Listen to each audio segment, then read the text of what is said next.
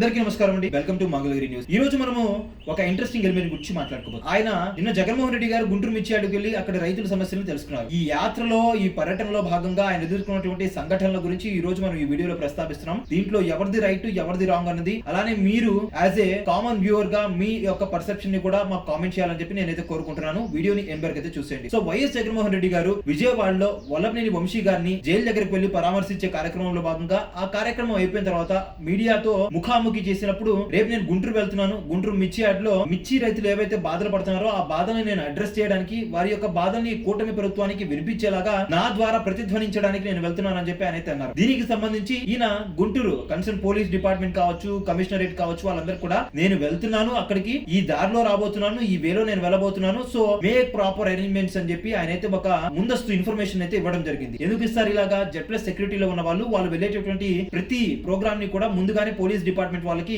Inform చేయాలి. అలా inform చేసినప్పుడు వాళ్ళు ఏం చేస్తారు, తగిన అరేంజ్మెంట్ చేసుకుని ఎక్కడ సెక్యూరిటీ రీజన్స్ అనేవి ఉత్పన్నం కాకుండా వాటన్నిటి కూడా సార్ట్ అవుట్ చేసుకోవడానికి వీలుగా ఉంటుంది. ఆయన తరపు నుంచి ఆయన అయితే ఒక లెటర్ పెట్టడం జరిగింది. దానికి సంబంధించి ఈ పోలీస్ అథారిటీస్ ఏం చేశారంటే, గుంటూరులో ఎమ్మెల్సీ ఎలక్షన్స్ అనేవి జరగబోతున్నాయి. ఎమ్మెల్సీ కోడ్ అనేది ఉంది, ఎమ్మెల్సీ ఎలక్షన్స్ కోడ్ అయితే ఉంది. ఈ కోడ్ జరుగుతున్న తరుణంలో ఎటువంటి భారీ బహిరంగ మీటింగ్లు కావచ్చు, పర్యటనలు కావచ్చు చేయకూడదు. అలా చేస్తున్నారు కాబట్టి మేము మీకు ప్రొటెక్షన్ ఇవ్వలేమని చెప్పి పర్యటనని కొద్దిగా వాయిదా వేసుకోమని చెప్పి వాళ్ళైతే ఒక లెటర్ పెట్టడం జరిగింది ఈయనకి ప్రత్యుత్తరం లాగా. దానికి సంబంధించి వైఎస్ఆర్సీపీ వాళ్ళు ఏం వర్షన్ చెప్పారంటే, we are not at all contesting in the MLC elections. మేము అసలు మా క్యాండిడేట్ ని ఫీల్డ్ లో పెట్టలేదు ఇక్కడ ఎమ్మెల్సీ ఎలక్షన్స్ లో. సో మాకు ఆ కోడ్ కి ఎటువంటి సంబంధం లేదు. మేము ఇక్కడికి వస్తుంది ఇన్ఫ్లుయెన్స్ చేయడానికి కూడా కాదు, మేము ఆ రైతులు పడుతున్నటువంటి బాధని రైజ్ చేయడానికి వస్తున్నాము. సో ఏది ఏమైనా కానీ మేము వెళ్ళి తీరుతాం, తప్పకుండా అటెండ్ అవుతాం, మీరు రావాల్సిందే అని చెప్పి వాళ్ళైతే అన్నారు. దీనికి సంబంధించి కూటమి ప్రభుత్వం ఏం చేసింది, ఇక్కడ కొన్ని మాట్లాడుకోవాలి మనం. ఎప్పుడైనా అధికారంలో ఉన్నప్పుడు ఒకలాగా ఉంటుంది నాయకుల పరిణితి కావచ్చు, లేకపోతే వాళ్ళ యొక్క ఆలోచన విధానం కావచ్చు. అధికారంలో లేనప్పుడు ఒక మాదిరిగా ఉంటుంది. అధికారంలో ఉన్నప్పుడు ఏమనుకుంటారంటే, వాళ్ళు చేసింది మొత్తం కూడా కరెక్ట్ అనుకుంటారు, రైట్ అనుకుంటారు, మమ్మల్ని ఎవరు ఆపేది లేదని చెప్పి అనుకుంటారు. కానీ ఇప్పుడు ఎప్పుడైతే ప్రతిపక్షంలోకి వస్తారో అప్పుడే తెలుస్తుంది ఏది రైట్ ఏది రాంగ్ అనేది. ప్రజలు కూడా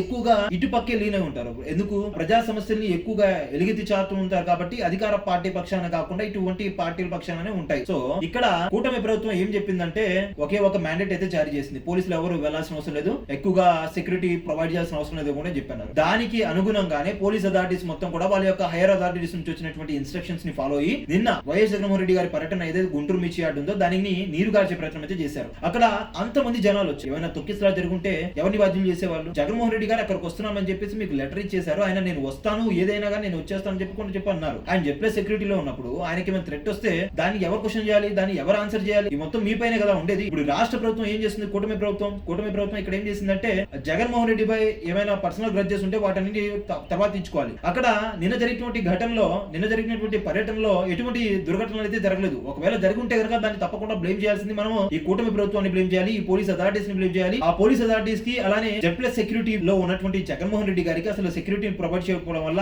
ఆయన కూడా దీనిపై స్పందించడం జరిగింది. మీడియా సమావేశంలో గుంటూరు మిర్చి యార్డ్ లో రైతుల్ని పరామర్శించిన తర్వాత బయటకు వచ్చి మీడియాని అడ్రస్ చేసే తరుణంలో రైతుల బాధల్ని అడ్రస్ చేస్తూ ఈయన యొక్క బాధను కూడా ఆయన అయితే ముందు పెట్టడం జరిగింది. జగన్మోహన్ రెడ్డి గారు, నేను జెడ్+ సెక్యూరిటీలో ఉన్నాను, నాకు ఇక్కడికి వస్తే పోలీసులు సెక్యూరిటీకి అయితే సరిగ్గా ప్రొవైడ్ చేయడం లేదు. ఇవాళ మీరు గవర్నమెంట్ లో ఉన్నారు కాబట్టి మీకు ఓకే, ఎల్లకాలం మీ గవర్నమెంటే ఉండదు, రేపొద్దున మా గవర్నమెంట్ వస్తే నేను ఇలానే చేస్తే మీరు ఊరుకుంటారని చెప్పి ఆయన అయితే ఒక క్వశ్చన్ చేయడం జరిగింది. ఇక్కడైతే నాకు ఎందుకో చాలా ట్రూగా, జెన్యూన్ గా, ఆనెస్ట్ గా అనిపించింది జగన్మోహన్ రెడ్డి గారు పెట్టిన పాయింట్ అయితే. ఇదే సిచ్యువేషన్ లో ఇమాజిన్ ఇఫ్ చంద్రబాబు నాయుడు గారు కావచ్చు, లోకేష్ గారు కావచ్చు, ఇదే సిచ్యువేషన్ లో ఉంటే కూటమి ప్రభుత్వం కావచ్చు, వీళ్ళని సపోర్ట్ చేసేటువంటి మీడియా కావచ్చు, లేకపోతే ఎలక్ట్రానిక్ మీడియా, డిజిటల్ మీడియా ఏదైనా కావచ్చు, వాళ్ళు వేరే రకంగా పోర్ట్రే చేసేవాళ్ళు. జగన్మోహన్ రెడ్డి గారిని వాళ్ళని ఒకలాగా ట్రీట్ చేయడం అనేది ఎంతవరకు కరెక్ట్? అది ఎవరిదైనా తప్పే. అప్పుడు జగన్మోహన్ రెడ్డి గారు చేసింది తప్పే, ఇప్పుడు చంద్రబాబు నాయుడు గారు చేసింది కూడా తప్పే. ఒకప్పుడు ఇదే తప్పుని మీరు ఎత్తి చూపించినప్పుడు, ఇప్పుడు అదే తప్పుని మీరు చేసినప్పుడు మీ పత్రికలు కావచ్చు, మీ సామాజిక మాధ్యమాలు కావచ్చు, వాటిని ఎందుకు ఎత్తి చూపడం లేదు? ఇది ఒకసారి మీరు మిమ్మల్ని క్వశ్చన్ చేసుకుని మీకే అర్థమవుతుంది. అట్ ద సేమ్ టైమ్ ఇక్కడ వీళ్ళు కొన్ని చార్జెస్ కూడా ఫైల్ చేస్తామని చెప్పి వైఎస్ఆర్సీపీ వాళ్ళు చెప్తున్నారు. జెడ్+ సెక్యూరిటీని